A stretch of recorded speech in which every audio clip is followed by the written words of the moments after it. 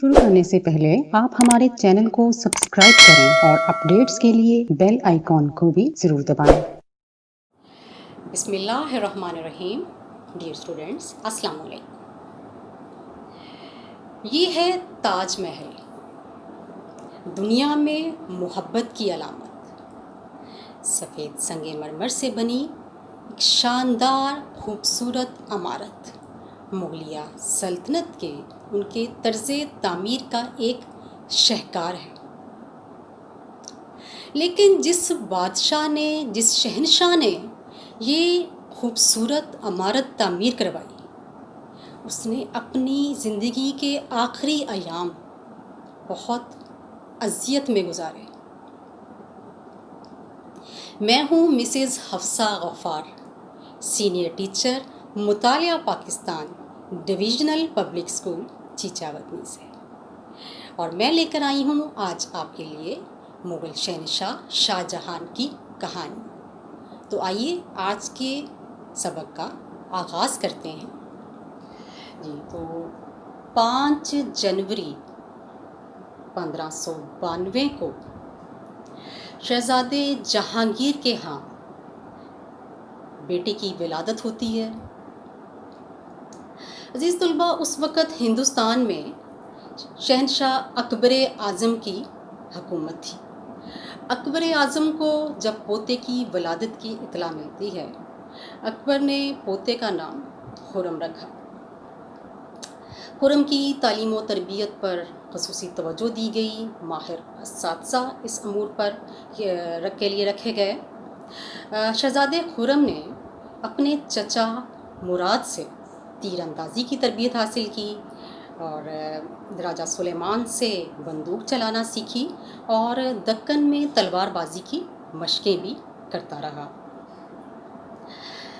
खुर्रम जब 13 साल का हुआ, यानी 1605 में मुग़ल आज़म अकबर बादशाह वफ़ात पा जाते हैं। तो अकबर की वसीयत के मुताबिक, जैसा कि मैं पिछले लेक्चर्स में ज़िक्र कर चुकी हूँ कि अकबर ने जहांगीर को अपना जानशीन मुकर्रर किया था, क्योंकि अकबर के दूसरे 2 बेटे बहुत शराब नोशी की वजह से वफ़ात पा चुके थे, शहज़ादा दानियाल और शहज़ादा मुराद।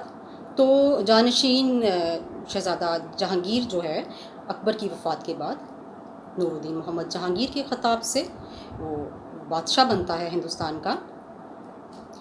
तो अज़ीज़ तलबा, जहांगीर का बेटा शहज़ादा खुर्रम, उसको कोई इतनी रियासती अमूर में कोई इतनी दिलचस्पी नहीं थी।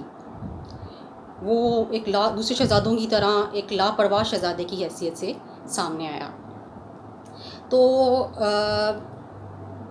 फिर ये हुआ कि शहज़ादे खुर्रम की ज़िंदगी में अर्जुमंद बेगम आती है। अर्जुमंद बेगम कौन थी? डियर स्टूडेंट्स, मलिका नूरजहाँ के भाई आसिफ जाह, उनकी ये दुख्तर थी, उनकी ये बेटी थी। इसने शहज़ादे खुर्रम की ज़िंदगी को बदल कर रख दिया। नूरजहाँ, जैसा कि मैं ज़िक्र कर चुकी हूँ, नूरजहाँ के बारे में तफसीली पिछले लेक्चर में बता चुकी हूँ कि किस तरह से ये जब हुमायूं अपनी जान बचाकर ईरान भागा था और ईरान में जिस बादशाह ने उस वक़्त यानी मफरूर बादशाह हुमायूं को पनाह दी थी, तो उन्हीं की आगे नस्ल ग़ियासुद्दीन जब वो पनाह लेके अकबर के दरबार में आते हैं और अकबर उन्हें आला मनसब पे भी फ़ाइज़ करता है, और ये उन्हीं की आगे दुख्तर मेहरुन्निसा थी, जिसको जब यानी शादी होती है जहांगीर के साथ, तो नूर महल और तरमीम होके फिर नूरजहाँ, मलिका नूरजहाँ बनती हैं, और बड़े असर रसूख वाली मलिका थी। यानी अकबर की जो जोधा मलिका थी, उनके बाद अगर शाही महल में बहुत असर रसूख वाली कोई मलिका समझी जाती हैं, तो वो मलिका नूरजहाँ को समझा जाता है। तो मलिका नूरजहाँ के भाई आसिफ जाह की ये बेटी थी अर्जुमंद बेगम, जो कि शहज़ादे खुर्रम के साथ निकाह में आई 1612 में। निकाह के बाद अर्जुमंद बेगम का नाम को मुमताज़ महल का खिताब दिया गया। जी हाँ, ये वही मुमताज़ महल है जिसके नाम पे शाहजहां ने एक यादगार मकबरा तामीर करवाया جس کو دنیا تاج محل کے نام سے یاد کرتی ہے، اور جہاں ہر سال لاکھوں کے قریب، ایک اندازے کے مطابق 40 لاکھ کے قریب سیاح وہاں جاتے ہیں، اور محبت کرنے والے ایک دوسرے کو وہاں جا کے تحفہ دیتے ہیں، یاد کرتے ہیں، تاج محل کے ماڈل ایک دوسرے کو تحفے کے طور پہ دیے جاتے ہیں۔ تو محبت کی یہ نشانی ہمیشہ یہ قائم رہے گی، اور لوگوں کے لیے ایک بہت زیادہ ایک خوبصورت عمارت ہے یہ، جو کہ ایک محبت کرنے والے بادشاہ نے اپنی محبوب ملکہ کی یاد میں تعمیر کروائی تھی۔ عزیز طلباء، جو شہزادہ شہریار تھا، یہ دھول پور میں اس کی اپنی ایک جاگیر تھی۔ تو سب سے پہلے تو یہ ہوا کہ شاہ جہاں نے یا شہزادہ خرم نے اس پہ حملہ کیا اور اس کی جاگیر پر قبضہ کر لیا۔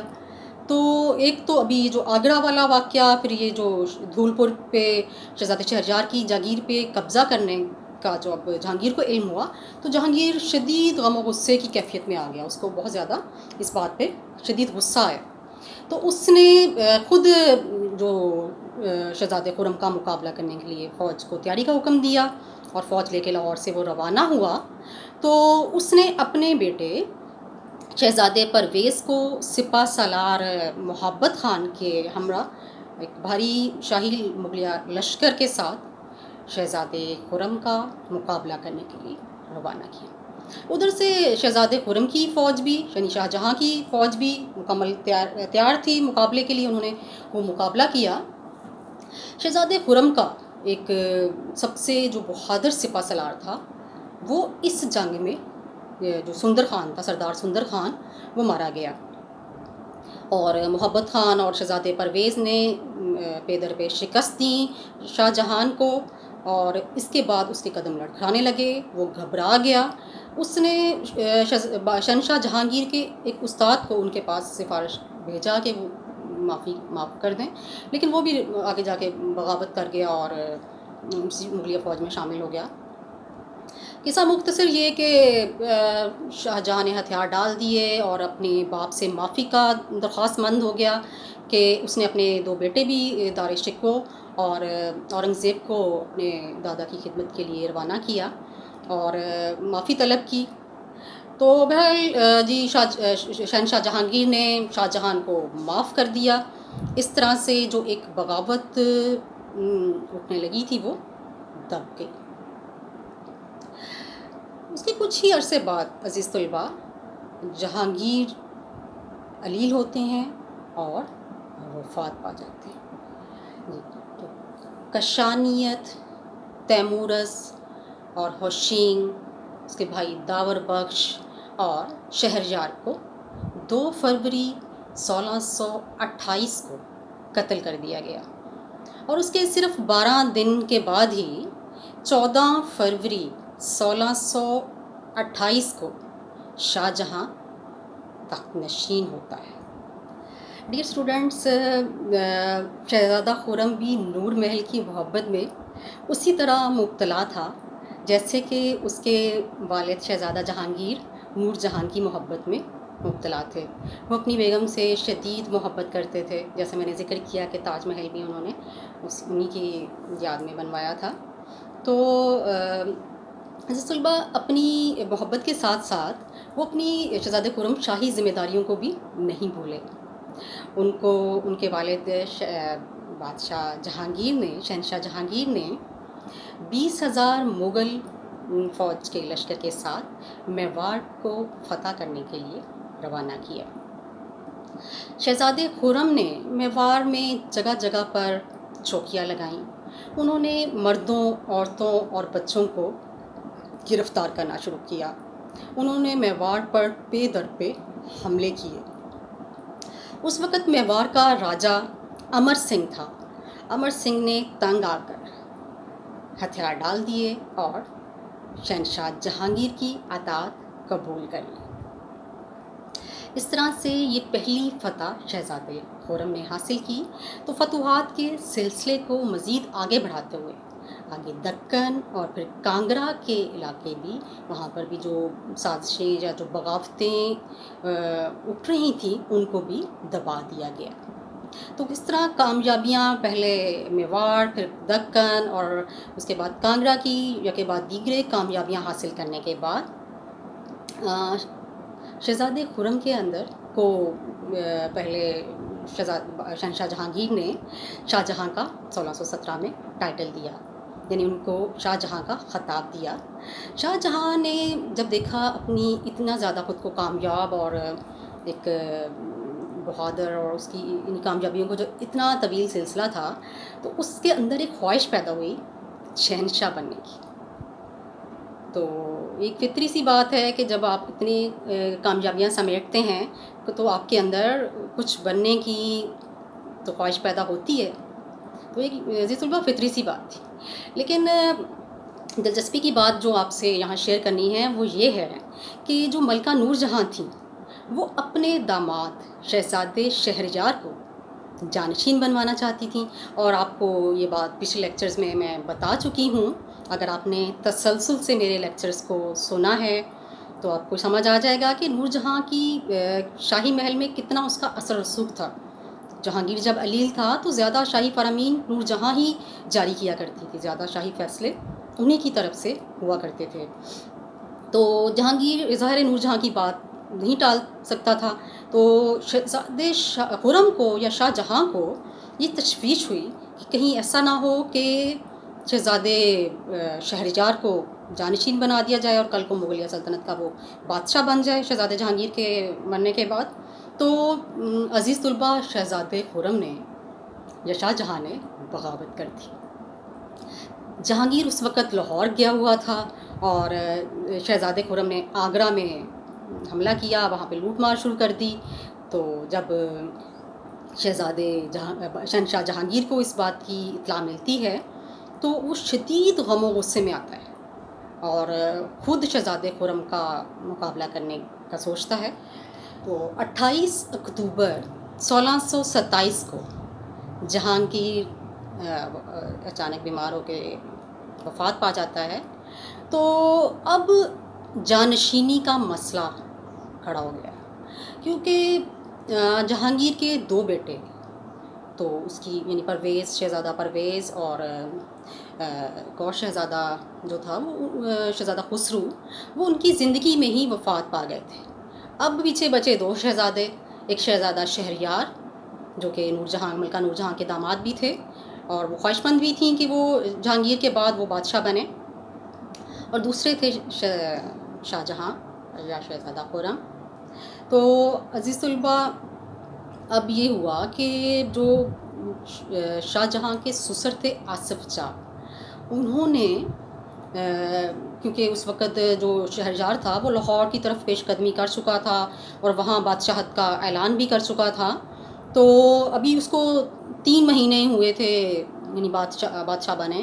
تو آصف جاں نے اس کا پیچھا کیا، اس کی اور آصف جاں کی اور شہزادے شہریار کی افواج کا آمنا سامنا ہوا، مقابلہ ہوا، اور شہزادے شہریار کو شکست ہوئی۔ آصف جاں نے اس کو قید کر لیا، اس کی آنکھوں میں سلائی ڈال کے اس کو نابینا کر دیا گیا تاکہ اس کی قوت جو ہے وہ ختم کر دی جائے۔ اور کیونکہ اس وقت جو شاہ جہاں تھا وہ بہت دور تھا لاہور سے، وہ دکن میں تھا، تو اس کو آنے میں ابھی وقت لگ جانا تھا۔ تو آصف جاں نے داور بخش یعنی اس کے بھتیجے کو وقتی طور پہ ایک اس کی یعنی بادشاہ بنا دیا، بادشاہ کا اعلان کر دیا، لیکن داور بخش کے پاس اختیارات نہ تھے، اختیارات سارے آصف جاں یعنی استعمال کر رہا تھا۔ اور ادھر سے شاہ جہاں نے بھی پیش قدمی تیز کر دی، وہ دکن سے آگرہ کے لیے روانہ ہوا۔ آگرہ پہنچ کر اس نے آصف جاں کو حکم دیا کہ داور بخش کو اور دوسرے 5 بھتیجوں کو قتل کر دے۔ تو ابو المظفر شہاب الدین محمد کرانی ثانی کے لقب سے وہ جانشین، وہ تخت نشین ہوتا ہے۔ تخت نشین ہونے کے بعد شاہ جہاں نے اپنی سوتیلی ماں ملکہ نور جہاں کو 20 لاکھ وظیفے کے عوض اس کو محل سے بے دخل کر دیا، اور اس کو تمام یعنی شاہی جو ان سے بالکل بے دخل کر دیا۔ ابھی شاہ جہاں کو شہنشاہ بنے 3 سال ہی گزرے تھے کہ اس کی زندگی پر ایک قیامت برپا ہو گئی. اس کی سب سے لاڈلی چہیتی، اس کی پیاری بیگم اس کا ساتھ چھوڑ کے، اس سے بچھڑ کے اس دنیا سے رخصت ہو گئی. جی ہاں، ممتاز محل 1631 میں اپنے 14ویں بچے کی پیدائش کے موقع پر، پیدائش کے بعد وفات پا گئی. روایات میں آیا ہے کہ بچے کی پیدائش کے بعد کچھ وقت وہ علیل رہی اور اس نے اپنے مرنے سے پہلے شاہ جہاں کو اپنے تمام بچوں کو اس کے سپرد کیا کہ اب یہ تمہاری ذمہ داری ہے، اب ان کا خیال رکھنا ہے. اور بعض جگہ پہ یہ بھی پڑھا گیا ہے تاریخ میں کہ ممتاز محل نے ہی شاہ جہاں کو کہا تھا کہ وہ اس کی اور اپنی محبت کی ایک خوبصورت نشانی بنائے، جس کو آنے والی نسلیں جو ہیں جس کی مثال دیں. تو اسی لیے اس نے پھر یہ جو تاج محل کا مقبرہ تعمیر کروایا. تو عزیز طلبہ، اس کے بعد شاہ جہاں کی یعنی بیگم کی وفات کے بعد وہ غم سے نڈھال تھا، بہت زیادہ غمزدہ تھا. شاہی امور میں دلچسپی لینا چھوڑ دی. 1 ہفتے تک وہ شاہی دربار اس نے نہیں سجایا، بلکہ محل کے جھروکے سے کھڑے ہو کے ہی درباریوں سے مخاطب ہوتا رہا. اور تمام درباریوں نے بادشاہ کو جب اتنے غم سے نڈھال دیکھا تو انہوں نے بھی ماتمی سفید لباس پہن لیا. محل میں رقص کی محافل جو تھیں وہ برخاست کر دی گئیں. بادشاہ نے رنگین لباس، قیمتی لباس، ہیرے جواہرات یہ سب پہننا چھوڑ دیے. بادشاہ دن بدن کمزور ہوتا گیا. بادشاہ کی داڑھی سفید ہو گئی، بادشاہ کی بینائی جانے لگ گئی. وہ ہر وقت زاروں کے تار روتا رہتا اور اپنی چہیتی بیگم کو یاد کرتا رہتا. اس نے شاہی امور میں دلچسپی لینا چھوڑ دی تھی. عید کے موقع پہ بھی وہ اپنی بیوی کو یاد کر کے زاروں قطار روتا رہا. تو عزیز طلبہ، شاہ جہاں نے تمام ہر طرح کی یہ کہہ لیں کہ وہ ایکٹیویٹی سے وہ دور ہو گیا. بالکل ایسے تھا کہ اس نے خود کو ایک قید کر لیا تھا. وہ ہر وقت اپنی بیگم کی یاد میں غمزدہ رہتا. اس نے تو یہاں تک کہہ دیا تھا کہ اگر خداوند کریم کا یہ حکومت عطیہ نہ ہوتی تو میں کب کی یہ حکومت اپنے فرزندوں کے سپرد کر کے تو اس دنیا سے برخاست ہو جاتا. عزیز طلبہ، تاج محل کو 20,000 مزدوروں کی دن رات کی محنت سے 22 سال کے طویل عرصے میں یعنی 1633 سے 1655 میں بنایا گیا. اور اس وقت کے حساب سے تقریباً 2.5 کروڑ روپے، اور اگر موجودہ دور میں دیکھا جائے تو یہ 50 ارب روپے تک اس مقبرے کو پر جو لاگت آئی. اس کے علاوہ لاہور کے شاہی قلعے کی موتی مسجد کی تزئین و آرائش، 9 لکھا، شالیمار باغ، دہلی کی شاہی قلعہ اور جامع مسجد بھی شاہ جہاں نے تعمیر کروائی. عزیز طلبہ، شاہ جہاں نے ممتاز محل کے والد آصف چاہ کو وزیر اعظم بنا کر شاہی امور زیادہ اس کے سپرد کر دیے اور خود تعمیرات میں مصروف ہو گیا. تو پھر وقت گزرتا گیا اور شاہ جہاں نے آگرہ کو چھوڑ کر دلی میں رہنے کا فیصلہ کیا. تو اس وقت دلی کو ایک نئے سرے سے آباد کیا. جی ہاں، جو اب پرانے دلی کے نام سے جسے یاد کیا جاتا ہے وہ اس کا اصل نام شاہ جہاں آباد تھا، کیونکہ اس شہر کو شاہ جہاں نے آباد کیا تھا. شاہ جہاں نے وہاں پر ایک قیمتی تخت بنوایا اور اس کو تخت طاؤس کا نام دیا گیا. اس کے دونوں پاؤں، اس قیمتی تخت کے دونوں پائے سونے کے بنے ہوئے تھے اور اس کے دونوں اطراف 2 مور بنائے گئے تھے. یہ دونوں مور قیمتی جواہرات ان پہ لگے ہوئے تھے اور ان کی چونچ میں قیمتی ہیرے لگائے گئے تھے. ایک ہیروں کی لڑی پروئی گئی تھی. عزیز طلباء، 18ویں صدی میں جب نادر شاہ نے ادھر حملہ کرتا ہے اور وہ دلی سے یہ قیمتی تخت بھی اپنے ساتھ ایران لے جاتا ہے. شاہ جہاں کے 4 بیٹے تھے: شاہ شجاع، مراد شاہ، اورنگزیب اور سب سے بڑا دار شکوہ. عزیز طلباء، شاہ جہاں کی خواہش تھی کہ اس کا سب سے بڑا بیٹا دار شکوہ اس کا جانشین بنے، اور کیونکہ وہ دلی میں اس کے ساتھ رہا اور باقی دوسرے تینوں بیٹے دوسرے علاقوں میں یعنی وہ راستوں کے گورنر تھے اور اپنی وہ راستوں کو سنبھال رہے تھے، تو اس وقت اس کا یعنی راستہ بھی ظاہر صاف تھا، کلیئر تھا کہ وہ اس کو جانشین بنانے کا اعلان کرتا. شہزادہ اورنگزیب جب اس کو دار شکوہ کی جانشینی بننے کی اطلاع ملتی ہے تو وہ اپنے بھائی مراد کو اپنے ساتھ ملا لیتا ہے. وہ اپنے بھائی مراد سے کہتا ہے کہ مجھے تو بادشاہ بننے میں کوئی دلچسپی نہیں ہے، میں نے تو آپ کو بادشاہ بنانا ہے. اگر آپ میرا ساتھ دیں تو ہم دونوں بھائی مل کر دار شکوہ کو شکست دیتے ہیں اور پھر میں آپ کو اقتدار دے کر، آپ کو شہنشاہ بنا کر تو خود حج پہ روانہ ہو جاؤں گا. مراد کو جب اتنی بڑی پیشکش ہوتی ہے تو وہ تو پھولے نہیں سماتا اور وہ فوراً بھائی کی مدد کے لیے تیار ہو جاتا ہے اور دونوں بھائیوں کا لشکر روانہ ہوتا ہے دار شکوہ کا مقابلہ کرنے کے لیے. اور شجاع شاہ کو بھی ظاہر ہے انہوں نے راستے سے ہٹانا تھا، تو ہی اورنگزیب کا راستہ صاف ہونا تھا. تو جیسے ہی دونوں بھائیوں نے مل کے دار شکوہ پر حملہ کیا اور اس کو شکست دے دی، تو اورنگزیب نے چالاکی سے اپنے بھائی مراد کو بھی قتل کروا دیا. اور جو شجاع شاہ تھا وہ شاہ شجاع اپنی فیملی کے ساتھ بھاگ کر برما کی طرف بھاگ گیا، لیکن برما کے حکمران کے ساتھ اس کی نہ بنی، تو لہٰذا اس نے اس کو اس کی فیملی کے سمیت مروا دیا.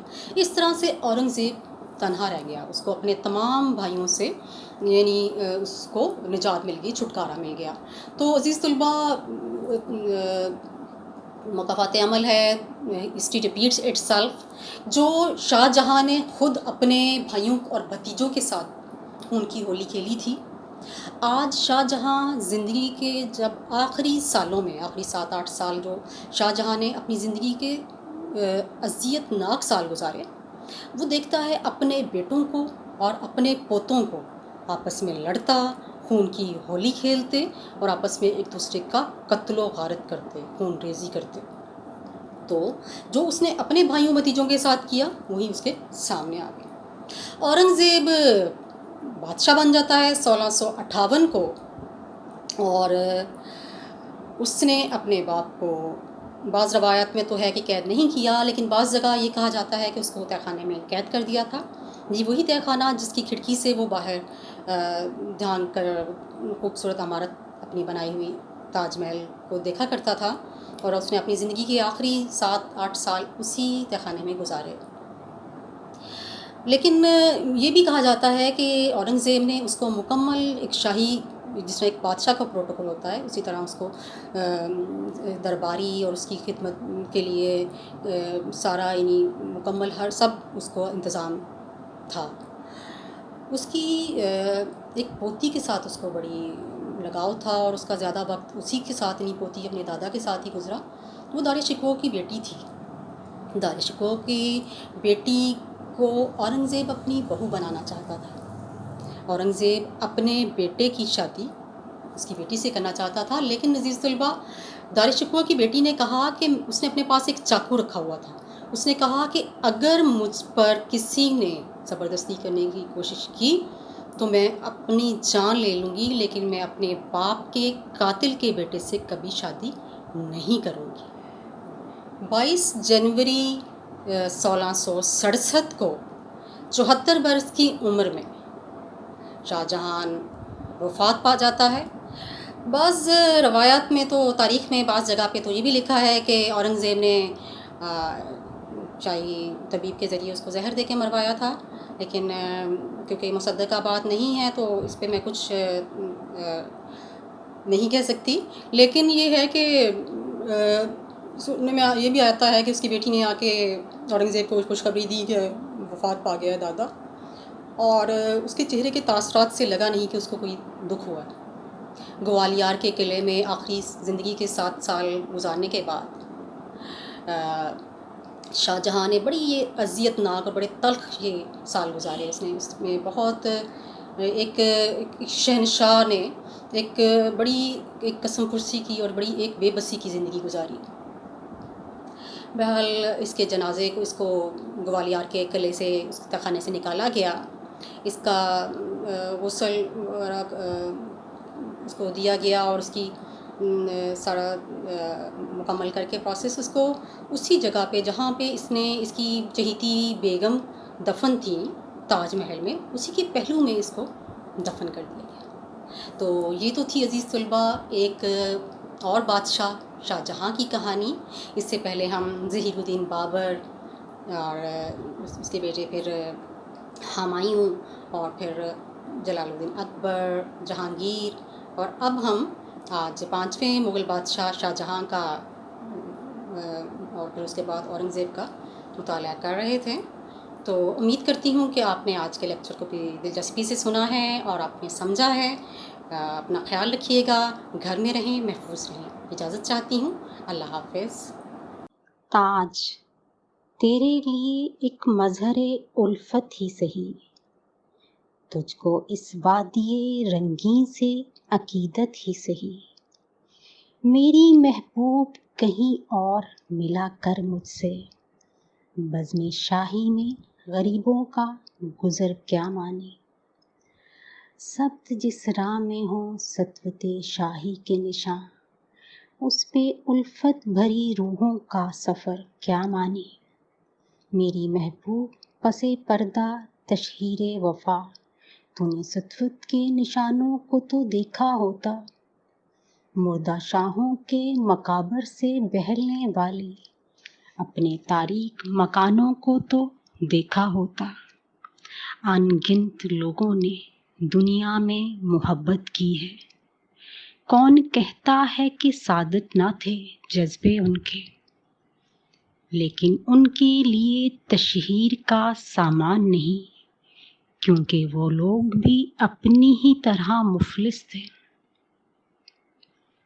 یہ عمارات و مقابر، یہ فصیلیں، یہ حصار، مطلق الحکم شہنشاہوں کی عظمت کے ستون، سینائے دہر کے ناسور ہیں، کہنا ہے ناسور، جذب ہے ان میں تیرے اور میرے اجداد کا خون، میری محبوب انہیں بھی تو محبت ہوگی، جن کی سنائی نے بخشی ہے اسے شکل جمیل، ان کے پیاروں کے مقابر رہے بے نام و نمود، آج تک ان پہ جلائی نہ کسی نے قندیل، یہ چمنزار، یہ جمنا کا کنارہ، یہ محل، یہ منکش در و دیوار، یہ محراب، یہ طاق، ایک شہنشاہ نے دولت کا سہارا لے کر ہم غریبوں کی محبت کا